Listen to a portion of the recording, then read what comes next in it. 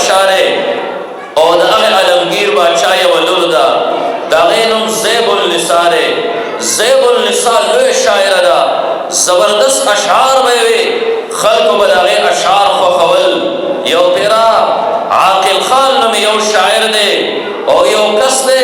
عاقل خان دا زیب النساء شعر وریدل دا چاپ مخ کے دا خبر وکڑا وی دا زیب النساء شعر دیر زیاد خون را کئی دیر زیاد مزیدار اشعار دی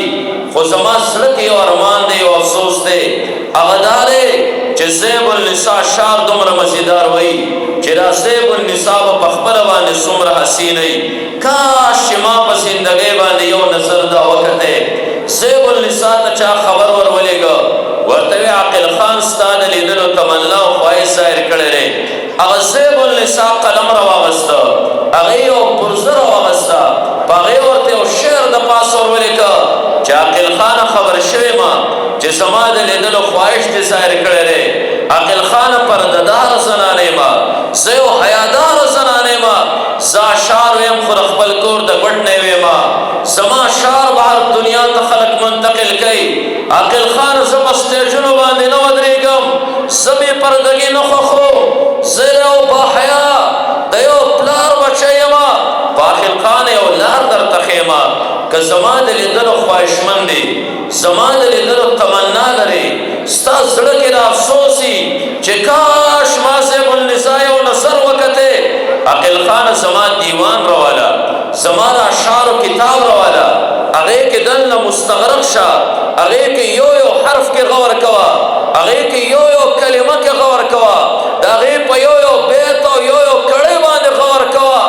زبدر تپ نظر په اشعار کې راځم زکا عقل خانہ ہر یو متکلم پخپل کلام کے دل خفیہ داسی ناسی لگا سنگ چے گل کے دل خوشبوئی ناستی کمال لیدل غاڑے زب اخپل دیوان و اشعارو کے ہم دا سے خفیہ دل ناستیم لگا سنگ چے گل کے دل خوشبوئی ناستی مائے کلام در رب سلجلال قرآن کریم دے یو مسلمان خواہش لری زخپل خالق لیدل غاڑم یو مسلمان خواہش لری زخپل مالک لیدل غاڑم یو مسلمان خواہش لری زخپل رازق یو نظر قتل غاڑم دا دنیا سترگی کمزورے برای راس رب کائنات نشیلی دلے مسلمان کا خواہش لرے دا رب کلام موجود دے روالا نظر قتل کا دا رب دا کلام تلاوت کا و دا رب دیدار در نصیب شو لغاری و مسلمان خواہش خدا لری خود قرآن لری برے تختی لن پا استثناء علماء باندے لن پا استثناء قرآن طلباء باندے گزا پر محفل کے ویم چنن دا قرآن تلاوت چا کرے رے شاہد پا سون افراد ناس دی خو پر ایک پینسا کسان بلا سنے چی سارے دا قرآن تلاوت چرے نو دا کرے رے نو دا دیدار ہر یو کس تمنا لری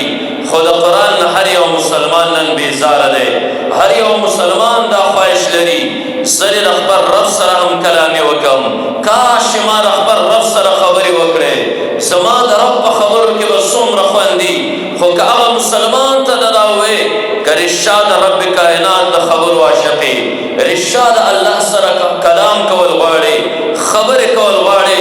نن اللہ قرآن تا ترارے گلے لے اغا قرآن کو لاؤ کا تلاوت کو دا رب کائنات سر خبری دی خو کاش نن من اخبر رب دا خبرو اخفن اغسطے او دا غیر پا خون بالی سن سپوئے رے بیا با من قرآن دا زان نو اخوا کرے من با 24 گھنٹوں کے 15 منٹ رپارا قرآن دا زان اخوا کونا خو کاش نن منگر اخبر رب دا کلام او دا خبر خون او مزا غسطے وے دیر دنیا تا اللہ انبیاء را ولے گل انبیاء صحیح معنوں کے دا اللہ تعالی عاشقانی اللہ یو عاشق نبی را ولے گا حضرت موسیٰ علیہ السلام موسیٰ علیہ السلام دا اللہ دا خبرو او دا کلام خوانا بستے ہو بیانا موسیٰ علیہ السلام پا کلام بانے غور وکا چاگا دا رب سر خبری سمرو گدا ولی دا اللہ سر پا چل چل کے سمر خبرو لطول ورکو اللہ موسیٰ علیہ السلام سر پا کوئی طور بانے خبری کولی او کلچ پا طور بانے اللہ کلامی کئی حضرت موسیٰ علیہ السلام لا موجزی اللہ ورکی رسالت و پیغمبری اللہ ورکی پیغمبر پلاس صادری چې امت ته پته ولګي دا صرف محض داویدار نه دی، دا رښتیا د الله نبی او رسول دی. موسی علیه السلام له الله معجزې ورکړي. په کوی طور باندې ابتدا کې الله 2 معجزې ورکړي. نمبر 1 معجزه موسی علیه السلام سره دا وه چې امسا به یې ګزاره کړه، د هغې نه به اژدها جوړه شوه، بیا به یې لاس کې راوغسته، هغه به واپس امسا شوه. دویمه معجزه موسی علیه السلام سره دا وه، ترخ کې به یې لاس ورکړه، داسې به یې خلکو ته مخامخ کړه، هغې به د سپوږمۍ په شانتې رڼا کوله، د هغې نه به رڼا چاپېره خوره شوه. الله لومبۍ معجزه چې موسی علیه السلام له ورکوي، حضرت موسی علیه السلام لاس کې یو امسا نیولې ده. اوس که الله فوراً ورته راوایي ای موسی علیه السلام امسا ګزاره کړه او د دې نه اژدها جوړه شوې، موسی علیه السلام به وی شاهد تیاره کې د امسا په ځای ما اژدها لاس کې نیولې وه، اخو چې ما ګزاره کړه خو اژدها وه. الله یې ورته توجه ورګرځوي چې موسی علیه السلام خپله نظر وکړي، ورته وګوري چې دا امسا ده. الله ورته وفرمیل وما تلک بیمینک یا موسی، ای موسی علیه السلام